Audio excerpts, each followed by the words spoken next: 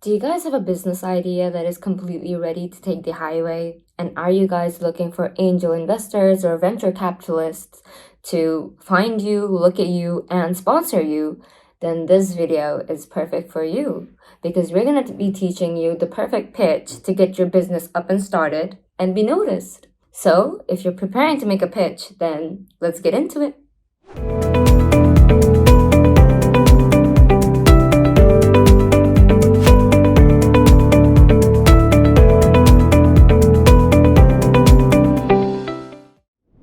Hi guys, I'm Anarsi, and welcome to Startup Lounge. Here we help entrepreneurs build, fund, and grow their businesses.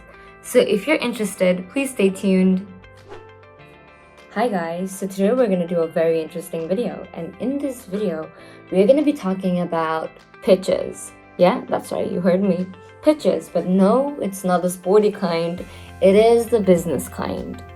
In this video today, we are going to be discussing about how you can get your perfect pitch to get your business started. Now, every single business is very different from one another, and of course, there's not one right recipe. There are different ones, but here are a few tips for you today, which can be integrated no matter how different your business is or no matter how different your idea is. Either way, it's going to work for you. So let's get into it. So here are some key points that you need to know by heart if you want to do a perfect pitch for your job as a content writer or anywhere else. Number one is research on the blog or the company you're applying to. Whether you're trying to work as a guest post or trying to fill in a permanent position in the blogging site, you have to research the company properly. You have to know what they require, what sort of writing they like, how they like it, and etc. And the same applies if you're pitching for a job. You have to research the company very well too. So be careful where you apply and always do your research. Number two, and this applies for our content writers mostly, and this is leave a thoughtful message or a comment on the target blog that you're setting for. Okay? You have to make sure that the blogger knows you. This makes them more comfortable with working with you. So before sending out an email, be sure to let them know who you are.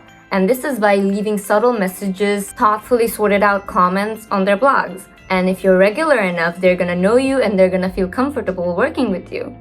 Number three, study the guidelines properly. If you want to pitch an article for a blog or a magazine, you should know the guidelines by heart. You should always know the format of their blogging, the write-up style that they desire, and every single document that they would like for you to have. Every single qualification that they might require from you. Moving on, point number four. Remember that you are an equal human being. So no matter how much more experience the blogger has or the magazine has, you have to understand that they have to respect you too. And for them to respect you, you're gonna have to respect yourself. So do not overcompensate from your side. Do not make sacrifices that you're not willing to take on. Always remember you are an equal. Everybody's equal, they have equal rights on everything. Point number five, and that is research the person you're addressing. Again, if you are a writer who is looking into an opportunity to write as a guest post, or if you're a freelancer who's looking into grabbing a gig, this is the best opportunity for you.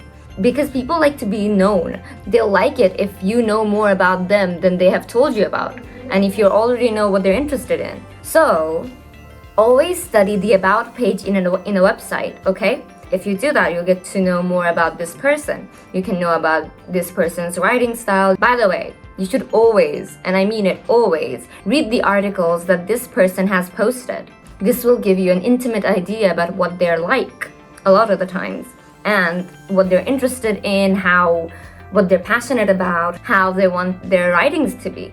So, if you get to know more about them, it's going to benefit you.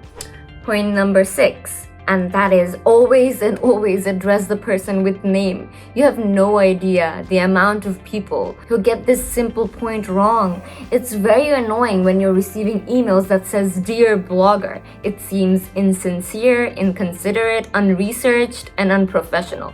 Do not do this dumb mistake. It is not professional. Just do not do it.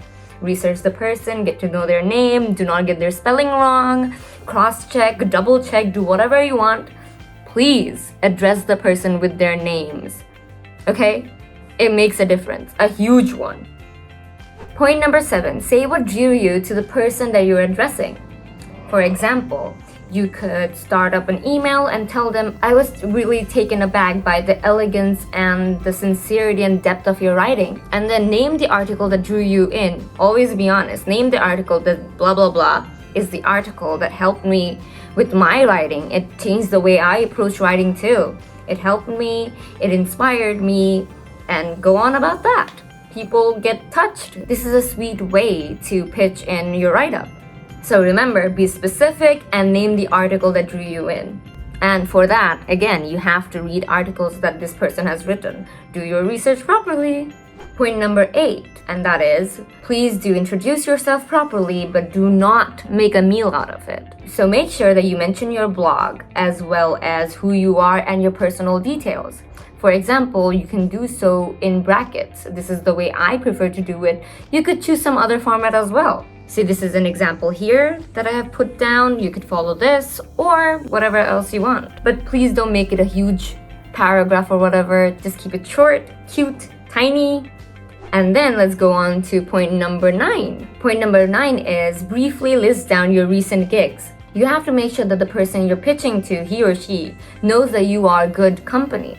And to do so, you're gonna have to list down some recent gigs of yours, whatever well-known projects that you have done, or it could be some of the recent jobs that you have held down that could be of value to this person that you're pitching to. And then point number 10, discreet name dropping. Now, it is very important that this person that you're pitching to gets a sense of your value.